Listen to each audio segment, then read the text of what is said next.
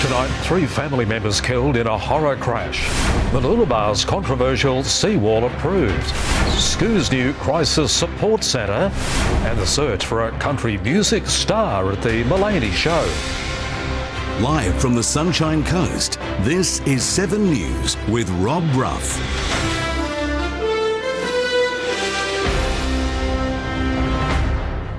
Good evening. Thanks very much for joining us. A father and 2 grandparents have died after a horror truck and car crash on the Diagula Highway this morning. The sole survivor, a 52-year-old truck driver, is at Kingaroy Hospital. It's a tragedy that has rocked the region. A Kingaroy family tonight grieving the loss of 3 loved ones. 54-year-old Stephen Wheeler and his parents, 81-year-old Margaret and 84-year-old Robert Wheeler, were travelling along the Diagula Highway just before 6 a.m. when they collided with a truck at Nanango. Have all suffered critical injuries and are pronounced deceased at the scene. The highway was shut down as emergency services responded to a confronting scene. It'll have a resonating effect with the local community. It's just tragic all round. The 52-year-old male truck driver managed to survive, escaping with only minor injuries. The truck driver is very lucky that he hasn't sustained further injuries than what he currently has. He was taken to Kingaroy Hospital for mandatory drug and alcohol testing as police investigate how it all went horribly wrong. It is early stages in relation to the findings of how this crash has occurred. What is known is the area had thick morning fog and the roads were wet. Ambulance crews reporting low visibility. Whether it's night time, whether it's wet roads, foggy roads, people need to slow down, people need to drive to those conditions. Forensic police from Toowoomba and Brisbane will work into the evening as they piece together the movements of both vehicles. The highway is expected to reopen later tonight. And police have spoken to their families and advised them as the circumstances, and we're certainly making sure that they are looked after moving forward. Josh van Staden, 7 News. A man in his 40s is in a serious condition after 2 cars collided in Woombye last night. Both vehicles were travelling south along Nambour Connection Road before the crash, which forced one car 3 metres down an embankment and onto its roof. The driver was taken to Scoo with a head injury. Another man in his 50s suffered a shoulder injury but declined transport to hospital. Well, Council has approved Stage 2 of the Mooloolabah Revitalisation Project, which includes a new seawall to protect the town from severe weather. But it's a point of contention, as close to 200 square metres of beachfront will be lost. A long-awaited decision put down to a vote. All those in favour. Motion is carried. The Mooloolabah project approved after the previous council delayed a decision until the election was over. The 300-metre terrace seawall will become an attraction with a new viewing deck, parkland and picnic area. Accessibility was a really key focus for us as well. It's an exciting project. It's finally going ahead. Council's received a federal government grant worth $7.95 million to make it happen. But it's not yet known what the final cost of the project will be. And not everyone is in favour. 3 councillors voted against the decision. Local environment group Beach Matters was also disappointed with the outcome due to the 171 square metres of sand that will be lost during construction. A steeped seawall is a good idea, but not at the expense of beach land. We're completely devastated today. It's a very sad and emotional day. Works will begin next year. Rebecca Jensen, 7 News. 2 fire ant nests have been detected at Bells Creek. An emergency response team is assessing the extent of the infestation and developing a treatment plan. Eradication could extend up to 5 kilometres from the detection site.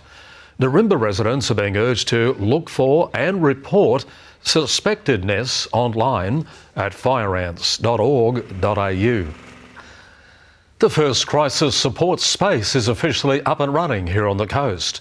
The $5 million facility is expected to ease pressure on Scoo's emergency department while giving patients the care and confidence they need. It's the new centre addressing a drain on ED resources. Given the amount of distress and mental ill health that's increasing in the community, including eating disorders and substance misuse. We are not catching up with the demand. Mental health presentations at school have risen by almost 20% in just 5 years. This crisis support space couldn't have arrived a moment too soon. We opened our doors on Monday, and I'm happy to say we actually already have had a few referrals through the model. The model's been really warmly received by the people we've got through. That model is heavily based on peer support workers. Their role is to really engage and empathise with our patients as they come through. They really are a game changer in terms of treating people as people. While in the ED, we will have more staff available to meet patients more early and quickly. So you're seeing a $5 million spend here as part of a $1.6 billion spend statewide. with plans to open another support centre in the coast's north. Next will be at Nambour General Hospital. The less time they have to travel when they're in a traumatised state, the better. Danny Sharp, 7 News. We're all being aware to beware of symptoms of Mpox or monkeypox virus after the state recorded its biggest cluster. 10 cases have been detected in Queensland, including on the Darling Downs and here on the Sunshine Coast in the last month. The virus causes a distinctive rash and is spread by close physical contact. Vaccinations are free for those at risk. To find out more, visit the Queensland Health website. Singers are beginning it all there this weekend at the Mulaney Show in a talent search to find the next country music star, like Troy Cassar-Daley. But 2 special guests on Saturday are expected to steal the spotlight for most families. Guitar case in hand, 13-year-old Henry Catania is in his element, walking into the Mulaney Show grounds hoping to become the next country singing sensation.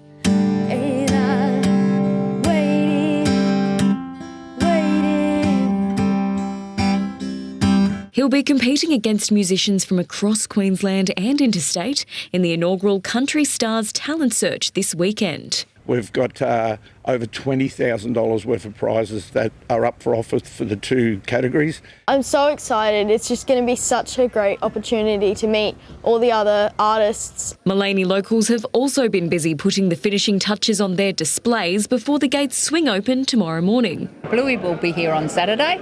And bingo, of course. So that will be great for the kids to see. And the show must go on despite a wet forecast. Doesn't look real good for Saturday, but hey, if everybody gets out there and prays that it doesn't rain, maybe that'll help us. Tiani Reid, 7 News. Yeah, go and enjoy it and good luck to you, Henry. We'll take a break in a moment. We'll have a look at what else is happening around the region this weekend. And retirees shave off their hair for charity.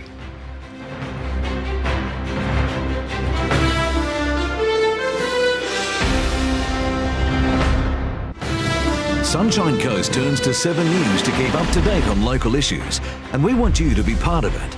If there's something happening in your street, your suburb, we want to know about it. Send us a message or drop us an email. Nice having you with us here on 7 News. Well, supporters have overwhelmed the Sunshine Coast's first Indigenous Health Equity Conference. Organisers had to shut down registrations, with more than 200 people set to fill the auditorium at SCU today and tomorrow. This morning, guest speaker Auntie Munya spoke about ways to improve First Nations healthcare. No guilt, no blame, no shame. You know, we can't help what's happened in the past between our peoples. It's how what we do now that matters. 11 out of 12 young Aboriginal people have been affected by racism. The program continues tomorrow with Food and Reconciliation Week merchandise on offer. 3 retirees have sacrificed their luscious locks for a cause close to their hearts. Caloundra Gardens Retirement Village has hosted the biggest morning tea for more than 20 years, raising funds to help fight cancer. Going grey is something many people dread, but this is one way to deal with it. No, I feel wonderful now. It's great. Saves on shampoo now for the next 6 months. Robin, Judith and Christine live at the Caloundra Gardens Retirement Village. Every year since 2002, the social club has hosted the biggest morning tea to raise funds for the Cancer Council. Today, the 3 retirees also shaved their heads in support. We'll shiver for the next 4 months, but anyway, it's all in a good cause, so we live with it. 1 in 2 Australians are diagnosed with the disease in their lifetime. I lost my husband to cancer, and I've lost so many of my family to cancer. My eldest daughter has had breast cancer. The trio raised more than $2,000, not including the funds from their raffle. The more we can raise money for the research to cure the damn thing, the easier it is. Tiani Reid, 7 News.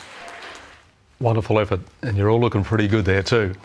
Gympie Police are urging locals to make sure their homes and businesses are secure after a number of recent break-ins. Officers want to assure concerned residents it is not a crime spree, but should serve as a reminder to be vigilant. Tools definitely are something which I've noticed have been stolen. So my advice to the public is to make sure that you do actually take the time to actually write down serial numbers, model numbers, descriptions. Investigations are ongoing to track down offenders who targeted homes and community groups over the past few days. Let's check what's happening around our region now for the weekend. Here's Emily. Thanks, Rob. There's something for everyone over the next few days. Dust off your dancing shoes for an All Abilities disco on Friday night in Maroochydore. There'll be games too. RSVP via email. The Mulaney Show is Friday and Saturday with live entertainment, animals, Sideshow Alley and Australia's favourite healers, Bluey and her sister Bingo. Get your mateys together for the Pirates of Penzance at Bock Arena. There are 3 swashbuckling shows. Tickets are available online. Revheads rejoice. Nearly 1,000 classic vehicles will be on display at the Down Under Beach Fest Retro Car Festival across Caloundra on Saturday and Sunday. Bring a blanket and a picnic to Karoi Library on Saturday night to watch the movie Migration on the Roof. Soft drinks and popcorn will be available to purchase too. And head to Montville on Saturday or Sunday to browse handmade items at the Sunshine Coast Arts and Crafts Group's Winter Craft Fair. There'll also be a raffle and a cafe nearby. If you've got an event coming up, send an email to newsmarucci@7.com.au. Have a great weekend. Rob? Thank you, Emily. Enjoy your weekend too. Just quickly, Ruffy, those ladies at Caloundra Gardens, that was the best story. What a group of legends. Beautiful stuff. Doing a heck of a job, yeah, mate. Yeah. Thanks, now, T20 World Cup next week, it gets underway, eh? It is, Rob, and we've got a current Sunshine Coast scorcher who's over in the West Indies ready to represent his country. The details on that next. And an open training session this afternoon at the Lightning with all eyes on their injured Diamonds defender.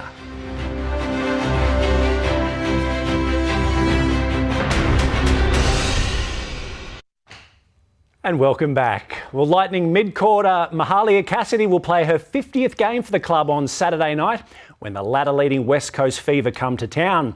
Whether injured Aussie Diamond Courtney Bruce will join them on court will be decided tomorrow. Fans were allowed in to watch the Lightning train this afternoon after the club announced a new membership record.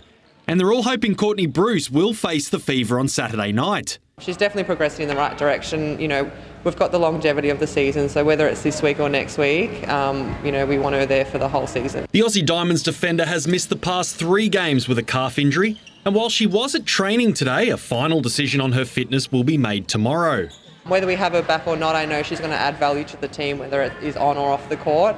But yeah, I think she obviously knows Fever very well as well, which is quite handy. She's probably trained on Fowler the most out of all of us. The last time Bruce faced her former side was round 2. The Lightning lost it by 25 points in Perth and then went on a 4-game losing streak. Round 2 feels like a long time ago, and yeah, it definitely wasn't the brand of netball that we had been playing or wanted to put out on court. I think we've come leaps and bounds since round 2. The Lightning are back in the 4 though, following back-to-back wins. The top of the table Fever at UniSC will be a big test though, coming off their first loss of the season. But I think just looking at how the Vixens played against them and had that win on the weekend, I think it shows that, you know, there was talk that how are you going to stop Fever, how do you beat them, and I think they did it really well. Saturday night will also be Mahalia Cassidy's 50th game for the club. Luke McGarry, 7 News. USC Spartans para coach Harley Connolly is confident all 6 members of his squad can earn a spot on the Australian Dolphins team for Paris. Connolly recently stood down from his other position as the head coach of the Aussie para swim team, with his sole focus now the program at UniSC. And Emily Beecroft, Brendan Hall, Lakeisha Patterson, Liam Schluter, Ricky Bitar and Jenna Jones are all in the mix to head to July's Paralympics. We've put in a really good preparation and most of them are coming into fruition now, and hopefully they all fire at the right time, just when we need it. And that is at the team trials, which start in Brisbane on June 10. The official Paralympic team will be named on day 6 of the program. The T20 World Cup begins next week in the West Indies and the United States, and a current Sunshine Coast Scorcher will be taking part.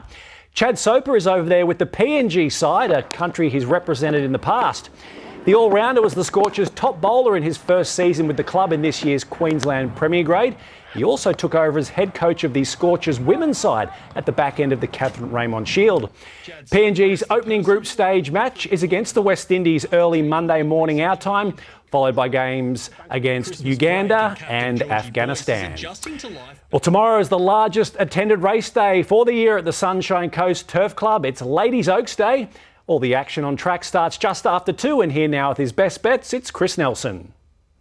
Thanks, Nathan. Massive day at Corball Park tomorrow, of course. It's Ladies Oaks Day, a big day each and every year. This year will be no different. We have 8 races. The action kicks off at 2:11. Let's find some winners. Race 2, number 3, Touch of Gracie is a Toowoomba mare. She's racing in peak form at present.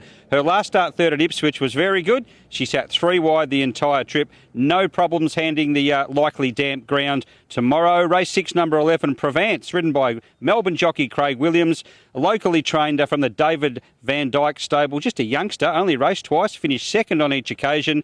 He gets out to 1,400 metres tomorrow, and that looks to be exactly what he's after now. And race 8, number 14, Black Opium. But her latest run here at 1,400 metres was very good. She savaged the line. She'll get back, but stepping up to the mile suits her perfectly. That's it for me for this week. I hope you have a fantastic day out at Corball Park tomorrow afternoon. I'll catch you next week. Back to you, Nathan. What a way to end the week, Chris. Let's just hope there's some beautiful weather for it now, Brough.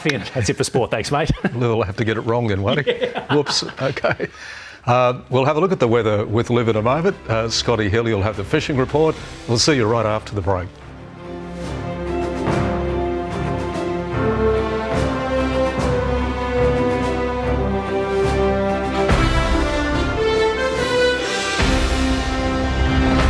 Well, good evening. Livio, Regano with tonight's weather. Plenty of bright sunshine today, but the spaces between clouds are getting smaller.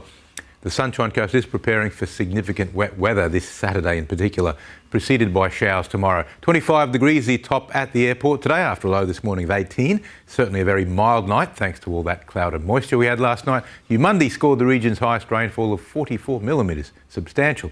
So let's look at the satellite loop first up. Along the coast there's just bits and pieces of cloud. They came and went today, we saw those. The sunshine in between. More significant is the massive cloud band just going across central Australia now. It's already rained over the red centre, so we know it's significant and it's moving quite swiftly eastward. It's due to be on top of us probably on Saturday. That'll be the main rain day. So today's chart, the highest finally moves offshore and it's gone a long way off. It's left a little bit of it behind, but that's of insignificance. We've still got southeasterly trade winds along the coast, but notice how inland the winds are starting to go more northerly ahead of that next cold front, which has an upper level trough aligned with it, and that whole system is the bringer of the cloud ahead of it. Tomorrow's chart, that front moves quickly into Queensland, carrying the trough with it and the upper level trough aloft. The trio system, if you like, together will merge that cloud band closer to southeast Queensland. By evening, we'll already start to see an increase in showers. And then on the outlook chart, this is Saturday, the trough becomes right on top of us, the upper level system as well. This will be a genuine Melbourne-style rainy day, and then hopefully some clearance, or partly so, on Saturday. So now the latest from the Weather Bureau. Boating forecast for Sunshine Coast waters. Northeast winds around 15 to 20 knots tomorrow, shifting around to the northwest up to 25 knots on Saturday before a southwesterly change on Sunday with that front. Serves just over a metre on the open beaches, much like yesterday. A little bit of chop with the afternoon sea breeze, but generally quite stable at Alex and Noosa at least. Tomorrow's the half-moon neap tide, which happens twice in a lunar month, or about once every 2 weeks. It's a time when there's minimal ocean movement and tidal variation. So for the South East Coast District, some inland fog and then showers for the rest of the day. Maroochydore 16 to 25 degrees, Nambour and Gympie also 25. And looking ahead, Monday next week we'll see a fairly abrupt switch to colder nights and brighter days in the wake of that strong front. Expect rain ahead of the change, mainly on Saturday. Let's finish tonight with a lovely photo of a double rainbow, a symbol of hope, as rainbows most often occur during the clearing phase of a rain event. You'll notice the colours of the outside rainbow are the reverse of the inside one. Thanks John Kesby for that photo, taken from Sunshine Beach. A splendid evening, one and all. Here's Scotty with the fishing report. Yeah, good on you, Livio. Looks like that weather's going to play the part for the weekend. Light winds forecast, so the boaties should get a chance to sneak offshore. I can report the pelagic action has been going great guns with plenty of tuna and mackerel about. Here's a couple of tips. Now, there's nice run in the tide, so heading out and chasing a few fish for those keen to chase mackerel, along with tuna, that early morning tide change will be the go. Look for your bait areas with a bit of current and troll with your liveys, whole gar along with hard-bodied lures. Now, for the smaller mackerel species, casting slugs along with plackies into the feeding fish has been working a treat. Also expect a couple of tuna mixed in with them. There's really good sweetlip also up in the shallower parts of the reef with a couple of cracking big coral trout taking liveys mixed in with them. Back in those rivers and creeks, the flathead have been going gangbusters. Now check this out. Keen young angler Jamison Blake nailed this lovely flathead out of his secret flatty hole recently. Good on you, Jamison. Now look, if you're chasing more outdoor action, make sure you join myself and Olivia Dean Saturday 5:30 for Creek to Coast. We are on a caravanning adventure into northern New South Wales. It's one not to miss. Good luck if you hit the water over the weekend. See you next week. Catch you then, Scotty. Thank you, mate. And we'll see you tomorrow night. Take care. Good night.